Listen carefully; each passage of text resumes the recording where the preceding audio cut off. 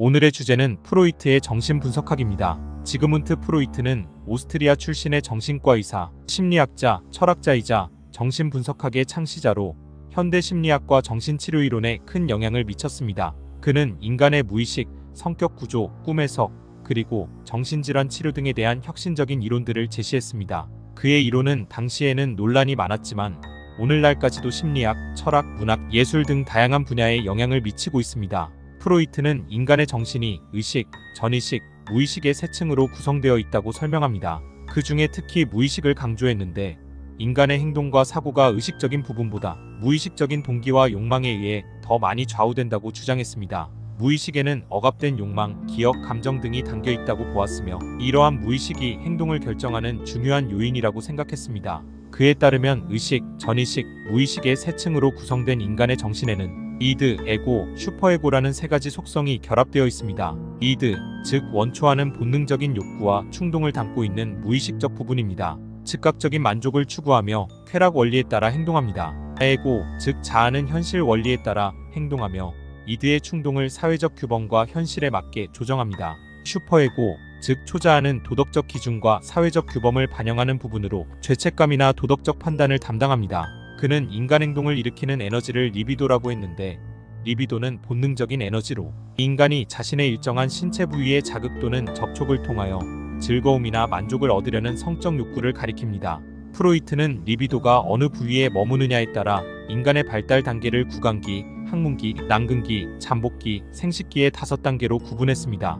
구강기는 출생부터 약 1세까지로 이 시기의 아동은 주로 입을 통해 쾌락을 느낍니다. 학문기는 1세에서 3세까지로 배변 활동과 관련된 욕구가 중심이 됩니다. 난근기는 3세에서 6세까지로 성별 정체성과 관련된 욕망과 갈등이 형성됩니다.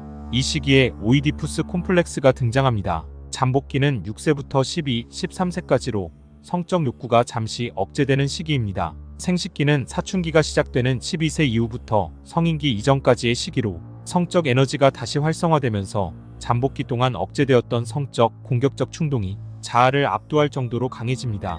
프로이트는 이 5단계를 어떻게 보내느냐에 따라 인간의 성격이 결정된다고 주장했습니다. 예를 들어 구강기의 좌절이나 방임을 경험하면 낙천적이고 의타심이 강해지며 잘 속는 성격이 형성되고 학문기의 억압적인 배변 훈련으로 인해 고집이 세고 인색하며 복종적이고 지나치게 청결한 성격이 형성될 수 있습니다. 오이디푸스 콤플렉스는 프로이트의 성발달 이론에서 중요한 역할을 합니다. 남자아이가 어머니에게 성적 애착을 느끼고 아버지를 경쟁자로 인식하며 무의식적으로 제거하려는 욕망을 가지는 심리적 현상을 설명합니다. 반대로 여자아이는 이를 엘렉트라 콤플렉스라고 부릅니다. 프로이트는 꿈이 무의식적인 욕망과 억압된 감정이 드러나는 통로라고 보았습니다. 꿈을 분석함으로써 무의식의 내용을 파악할 수 있으며 이를 통해 환자의 정신적 문제를 해결할 수 있다고 생각했습니다. 그의 저서 꿈의 해석은 이러한 이론을 설명한 대표적인 작품입니다.